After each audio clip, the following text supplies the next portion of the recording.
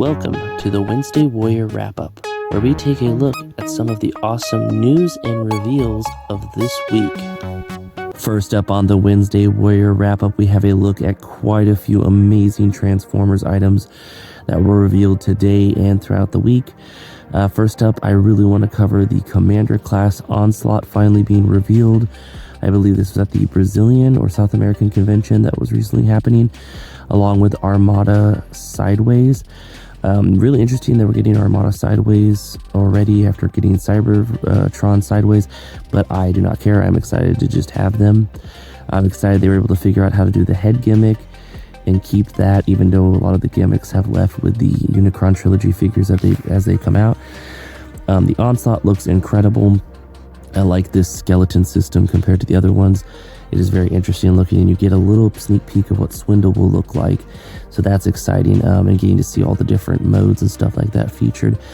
We also got to look at some kid line stuff with that Transformers kid line that's not really based off of anything, but they take pre-existing toys or even some newer stuff here, as we'll see with the Megatron, which I really want because this is a new mold and has a Energon Mace that looks like it has a 5mm port system ability, which makes me wonder if we could put this in Studio Series 86 Megatron's hand, which would be a great opportunity for people to get a Energon Mace, since the last one that came out with the Centurion drone pack. And then the Bumblebee and the Optimus are very much Cyberverse Optimus and Bumblebee, with some minor, deco changes here and there. We also got a reissue of Hoist. If you missed Earthrise Hoist, now is your chance to get it again. It is showing up at Walmarts, at the little Walmart collector sections, and at the Transformer sections. And then we finally got some more images of the Missing Link Delta Magnus, which looks really cool. I am a big fan of this, especially the mini-bot truck mode, which is the Blue Convoy. Really looking forward to getting that in the Missing Link line. And just some amazing Transformers news here. There'll be plenty more, I'm sure, to cover in the coming weeks, because I know that some of this will go up for pre-order on the 5th. And then supposedly we're supposed to be seeing something about RoboSyn Soundwave at some point, so we'll probably cover more on that too. But yeah, just some really awesome Transformers news, and I'm very excited for everything we're getting. Something I almost forgot to point out also, during the Studio Series line of stuff, they've been trickling out waves. We are also going to be getting Devastation Bumblebee. A lot of people are saying this is a really nice looking Bumblebee. It's probably going to be their definitive Bumblebee. It is very cool looking. I'm very excited for it. I love the Devastation game. Wish I could play it right now, but it's kind of hard to get your hands on that. And then also more Transformers 1 toys. Thank you, Hasbro and Takara. It is that of Orion Pax in his pre-Optimus form, which looks really cool. I'm very excited for both of these. There are some other Studio Series items that are revealed during these for Takara, but they are ones we already got here, being Alpha Trion and Q/Wheeljack, which is actually currently part of that Walmart clearance 2-packs. So if you want to get that one here in the States, you can through Walmart or just through Pulse or anywhere. But yeah, really awesome stuff being shown off. And in some McFarlane toy news, we've been kind of quiet on the McFarlane front recently, but we've got some pretty fun things to show off here. First up is the animated Batman Batcave with Batman. This set looks really cool. I'm very excited for it.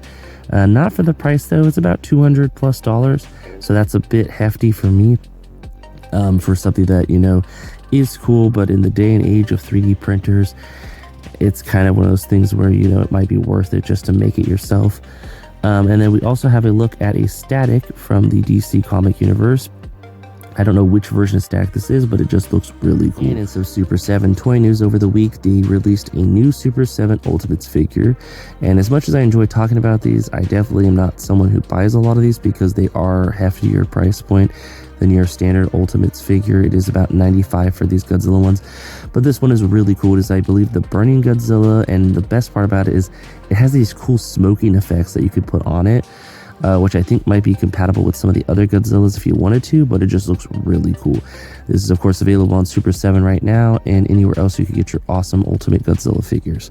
And over in Four Horsemen Studios news, some really awesome news. Their figure obscure for the holidays has finally dropped for Christmas time, and it is that of the Mouse King from the Nutcracker, and it is also known as the Rat King. I always called it the Rat King, but there are people that call it the Mouse King too. I think they went with this, version of it because I think then they don't have to worry about, certain copyrights. I don't know if it is still copyrighted, or they just like the idea of mice over rats.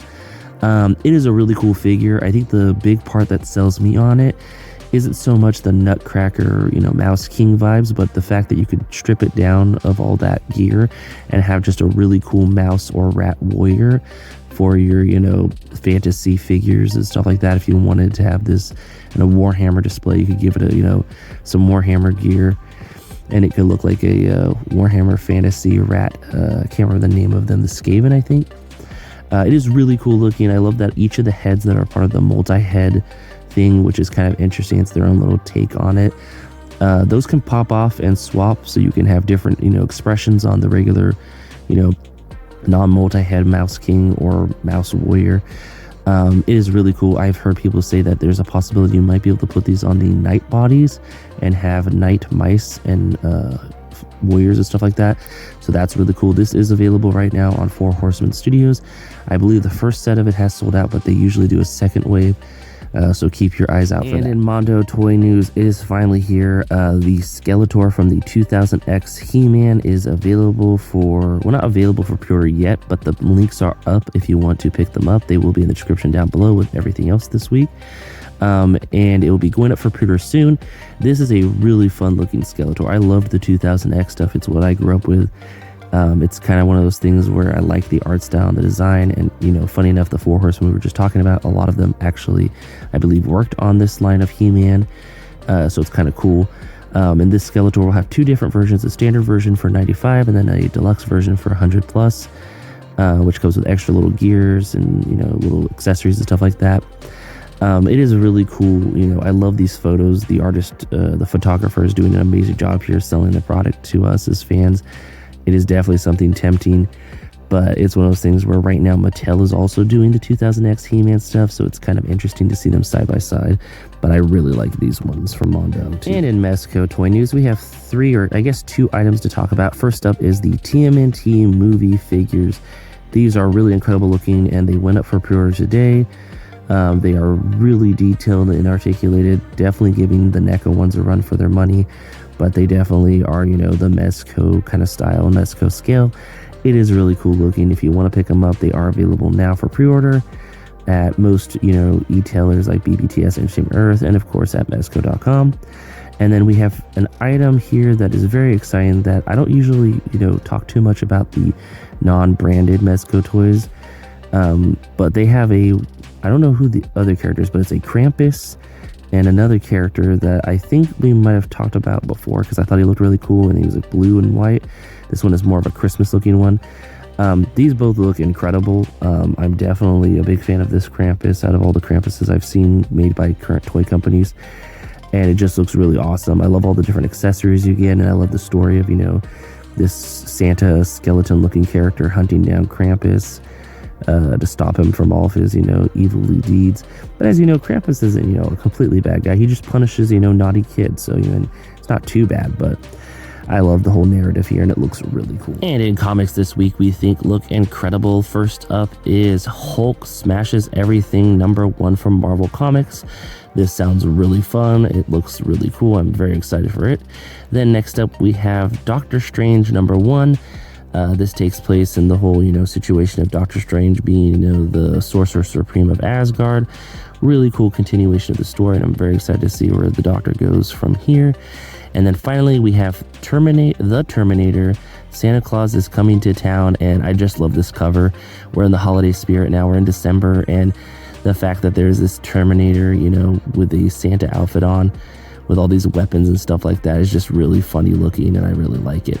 But yeah, that's the comics this week we thought looked incredible. Like always, stop at your local comic shop, see what's available, and just have a wonderful time reading this week. And in our creative corner this week, we have a look at a very creative 3.75-inch custom figure colorator with that of Wolf Toys _375. on Instagram, and their work is incredible. They've made quite a few custom figures, ones that I wish we'd got in the 3.75 inch scale, but we haven't, with characters like the ghoul from Fallout with a little dog meat holding in the hand. It's really cool looking. The trooper from Iron Maiden, Eddie as the trooper from Iron Maiden, I should say, which looks incredible. There's also this really amazing samurai in the 3.75 inch. All of it is 3.75 inch customs, and it's just amazing. We also have a He-Man and Skeletor, which is their kind of own take on the characters, and they look incredible. And just so many other amazing figures. I have a few here that I'm showing, but there's so many more you could check out. Definitely go over and click on their Instagram link down in the description down below.